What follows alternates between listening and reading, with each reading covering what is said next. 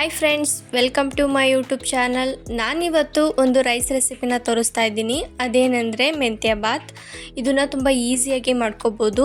Morning ಬ್ರೇಕ್ಫಾಸ್ಟ್ಗೂ ಮತ್ತು ಮಕ್ಕಳಿಗೆ lunch ಬಾಕ್ಸ್ಗೆ ತುಂಬ ಚೆನ್ನಾಗಿರುತ್ತೆ. ಈಸಿಯಾಗೆ ನೀವು ಮೆಂತ್ಯ ಬಾತ್ನ ಮನೆಯಲ್ಲೇ ಮಾಡ್ಕೋಬೋದು. ಇದ್ರ ಜೊತೆ ರಾಯ್ತಾ ಇಲ್ಲ ಚಟ್ನಿ ಜೊತೆ ಕಾಂಬಿನೇಷನ್ ಆಗಿ ತುಂಬ ಚೆನ್ನಾಗಿರುತ್ತೆ.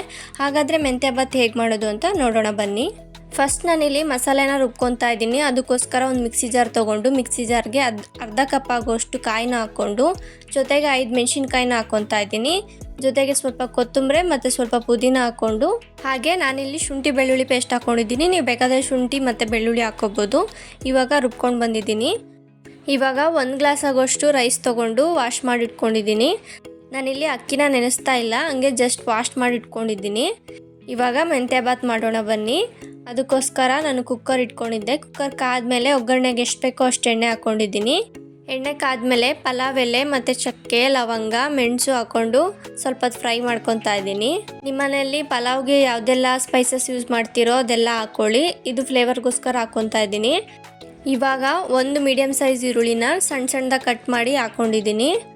ಇವಾಗ ಈರುಳ್ಳಿ ಎಲ್ಲ ಕಲರ್ ಚೇಂಜ್ ಆಗಬೇಕು, ಅಲ್ಲಿವರೆಗೂ ಫ್ರೈ ಮಾಡ್ಕೊತಾ ಇದ್ದೀನಿ. ನೋಡಿ, ಈರುಳ್ಳಿ ಎಲ್ಲ ಚೆನ್ನಾಗಿ ಫ್ರೈ ಆಗಿದೆ. ಇವಾಗ ಮೆಂತ್ಯ ಸೊಪ್ಪನ್ನ ಹಾಕ್ತಾ ಇದ್ದೀನಿ. ನಾನಿಲ್ಲಿ ಅರ್ಧ ಕಟ್ ಆಗೋಷ್ಟು ಮೆಂತ್ಯ ಸೊಪ್ಪನ್ನ ಯೂಸ್ ಮಾಡಿದ್ದೀನಿ. ಚೆನ್ನಾಗಿ ವಾಶ್ ಮಾಡಿಕೊಂಡು ಯೂಸ್ ಮಾಡ್ಕೊಳ್ಳಿ. ಇವಾಗ ಸ್ವಲ್ಪ ಕಹಿ ಇರುತ್ತೆ ಮೆಂತ್ಯ ಸೊಪ್ಪು, ಅದಕ್ಕೋಸ್ಕರ ಆಯಿಲಲ್ಲಿ ಚೆನ್ನಾಗಿ ಫ್ರೈ ಮಾಡ್ಕೋಬೇಕು. ನೋಡಿ, ಮೆಂತ್ಯ ಸೊಪ್ಪೆಲ್ಲ ಚೆನ್ನಾಗಿ ಫ್ರೈ ಆಗಿದೆ. ಇವಾಗ ನಾನು ಬಟಾಣಿನ ಹಾಕ್ಕೊತಾ ಇದ್ದೀನಿ.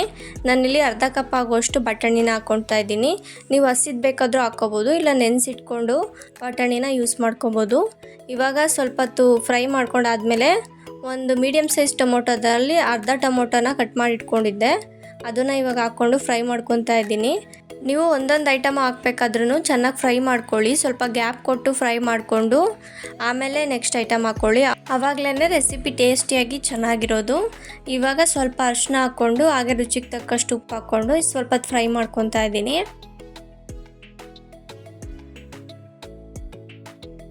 ನೋಡಿ, ಇವಾಗ ಎಲ್ಲ ಚೆನ್ನಾಗಿ ಬೆಂದು ಸಾಫ್ಟಾಗಿ ಆಗಿದೆ. ಇವಾಗ ರುಬ್ಕೊಂಡಿರೋಂಥ ಮಸಾಲಾನ ಹಾಕ್ಕೊಂಡು ಸ್ವಲ್ಪ ಫ್ರೈ ಮಾಡ್ಕೊತಾ ಇದ್ದೀನಿ. ಹಸಿ ವಾಸನೆ ಎಲ್ಲ ಹೋಗಬೇಕು, ಅಲ್ಲಿವರೆಗೂ ಫ್ರೈ ಮಾಡ್ಕೋಬೇಕು. ಇವಾಗ ನೋಡಿ, ಚೆನ್ನಾಗಿ ಫ್ರೈ ಮಾಡ್ಕೊತಾ ಇದ್ದೀನಿ. ಸ್ವಲ್ಪ ಗಟ್ಟಿ ಅನ್ನಿಸ್ತಾ ಇದೆ, ಅದಕ್ಕೋಸ್ಕರ ಸ್ವಲ್ಪ ನೀರು ಹಾಕ್ಕೊಂಡು ಇವಾಗ ಒಂದು 5 ಮಿನಿಟ್ಸು ಚೆನ್ನಾಗಿ ಫ್ರೈ ಮಾಡ್ಕೊಳ್ಳಿ. ಆವಾಗಲೇ ಹಸಿ ವಾಸನೆ ಹೋಗೋದು. ಇವಾಗ ನೋಡಿ, ಚೆನ್ನಾಗಿ ಫ್ರೈ ಮಾಡಿಕೊಂಡು ಒಂದು 5 ನಿಮಿಷ ಹಂಗೆ ಬಿಡ್ತಾ ಇದ್ದೀನಿ.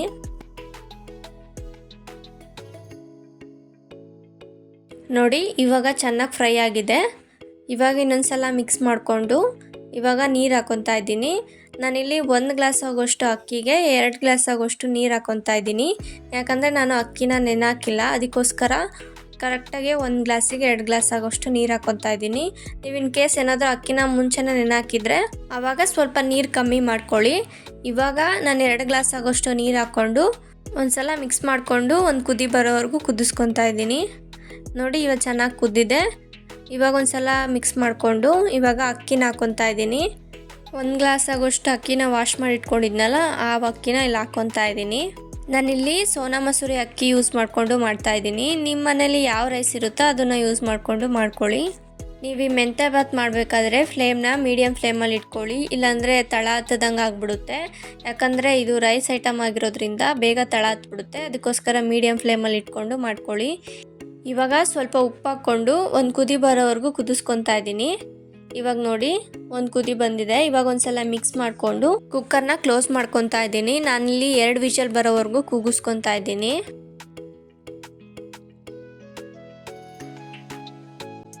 ಇವಾಗ 2 ವಿಷಲ್ ಬಂದಿದೆ. ಇವಾಗ ಕುಕ್ಕರ್ನ ಓಪನ್ ಮಾಡ್ತಾ ಇದ್ದೀನಿ. ನೋಡಿ, ಎಷ್ಟು ಚೆನ್ನಾಗಿ ಮೆಂತ್ಯ ಬಾತ್ ಆಗಿದೆ ಅಂತ. ರೈಸು ಉದ್ರುದ್ರಾಗೆ ಮತ್ತು ಸಾಫ್ಟಾಗಿ ಚೆನ್ನಾಗಾಗಿದೆ.